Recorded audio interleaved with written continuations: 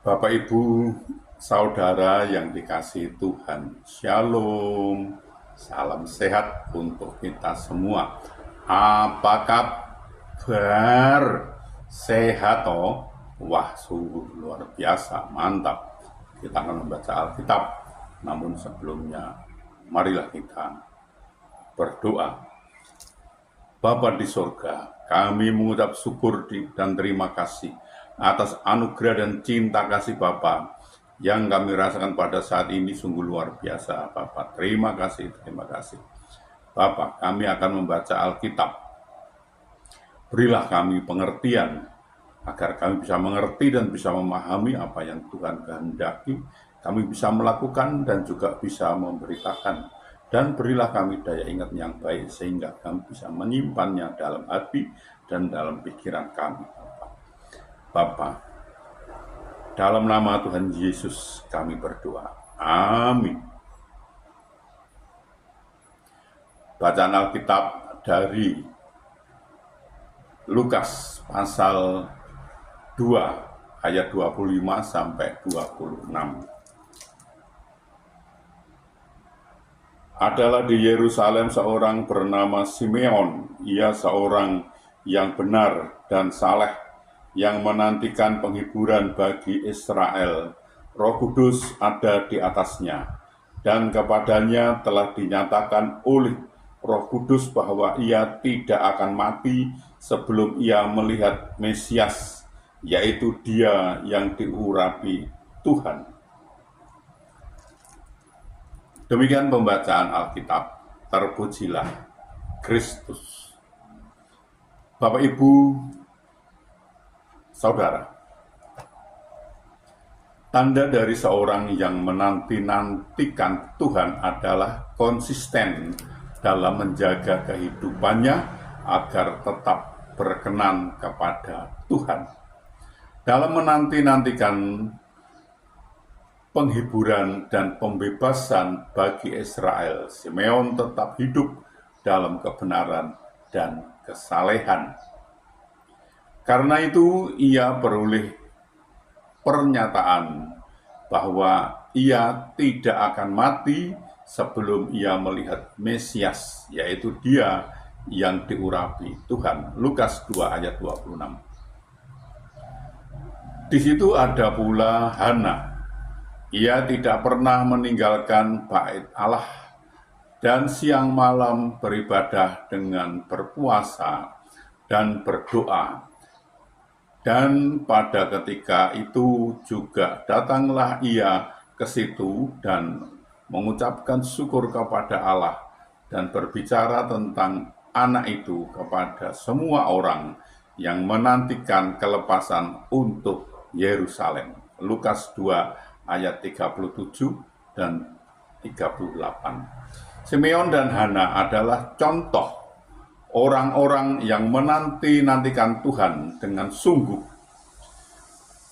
berlaku benar dalam apapun yang diperbuat dan berjalan sesuai dengan firman-Nya, meskipun dikelilingi oleh situasi dan keadaan yang mungkin tidak mendukungnya, sampai janji Tuhan dinyatakan atasnya. Tentang pembebasan ini, Zakaria yang dipenuhi oleh Roh Kudus bernubuat, terpujilah Tuhan Allah Israel, sebab ia melawat umat-Nya dan membawa kelepasan baginya. Lukas pasal 1 ayat 68. Dan jika pembebasan atas Israel telah datang dan telah selesai dikerjakan, apakah kita harus terus menunggu? Ya, kita masih harus menunggu. Tetapi penantian kita mencakup dan dua hal, yaitu yang pertama, pembebasan dari dosa yang telah dipenuhi melalui pengorbanan Yesus Kristus yang telah mati di atas kayu salib, sehingga kita dibebaskan dari kutuk dosa. Yang kedua, penantian akan janji Tuhan digenapi dalam kehidupan orang percaya di waktu sekarang, dan juga penantian akan kedatangannya untuk menjemput kita sebagai mempelainya. Yang terpenting adalah bagaimana sikap hati kita dalam menanti-nantikan Tuhan. Adakah kita penuh kesabaran dan ketekunan dalam menantikan Dia? Ataukah penantian kita dipenuhi dengan keluh kesah dan sungut-sungut yang membuat kita makin tidak berpadanan dengan firman Tuhan? Pemazmur menasihati, nantikanlah Tuhan, kuatkanlah dan teguhkanlah hatimu, ya nantikanlah Tuhan. Mazmur 27 ayat 14. Tuhan menolong dan memberkati kita. Amin. Mari kita berdoa. Bapa di surga, kami mengucap syukur dan terima kasih atas kesempatan yang Tuhan berikan kepada kami untuk belajar tentang firman Tuhan. Berilah kami daya ingat yang baik, sehingga kami bisa menyimpan dalam hati, bisa melakukannya Bapa. Dan berilah kami pengertian, agar kami bisa mengerti apa yang Tuhan kehendaki, kami bisa melakukan dan juga bisa memberitakannya Bapa. Tolong kami Bapa. Bapak, kami juga berdoa untuk saudara-saudara kami, sahabat-sahabat kami yang saat ini sedang sakit, sedang ada kelemahan tubuhnya, mereka tidak bisa berbuat banyak karena sakit. Kami mohon belas kasih Bapak, tolonglah Bapak, tolonglah mereka, sembuhkan mereka, pulihkan mereka, sehingga mereka bisa beraktivitas kembali. Tuhan menolong dan Tuhan memberkatinya. Bapak, kami juga berdoa untuk saudara-saudara kami, sahabat-sahabat kami yang saat ini belum bisa memenuhi kebutuhan keluarganya dengan baik. Mereka ada kesulitan masalah keuangan keluarganya, mereka tidak punya Bapak. Mereka sudah mencari dan mencari lagi Bapak, namun mereka sepertinya mengalami jalan buntu mereka ini.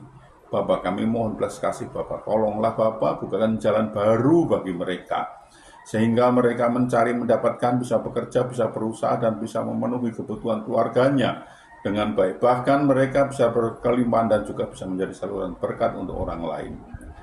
Bapak, kami juga berdoa kepada saudara-saudara kami, anak-anak kami, sahabat-sahabat kami yang saat ini sudah waktunya untuk berumah tangga, berkeluarga, namun mereka belum mendapatkan pasangan hidup yang seiman dengan mereka. Bapak, kami mohon belas kasih Bapak, tolonglah bukakan jalan bagi mereka Bapak, sehingga mereka bisa mendapatkan pasangan hidup yang seiman dengan mereka, dan mereka bisa membentuk suatu keluarga rumah tangga bahagia dan sukacita, dan bisa beranak cucu mereka ini. Bapak, kami juga berdoa untuk bangsa kami, bangsa Indonesia. Berilah damai sukacita, damai sejahtera pada bangsa ini, dan berilah bangsa ini agar mau mengenal Engkau lebih lagi dan mau belajar tentang firman Tuhan, sehingga bangsa ini tidak gagal paham Bapak. Bapa, ampunilah segala dosa dan salah kami, sehingga kami layak untuk memohon pertolongan Bapa. Dalam nama Tuhan Yesus kami berdoa. Amin.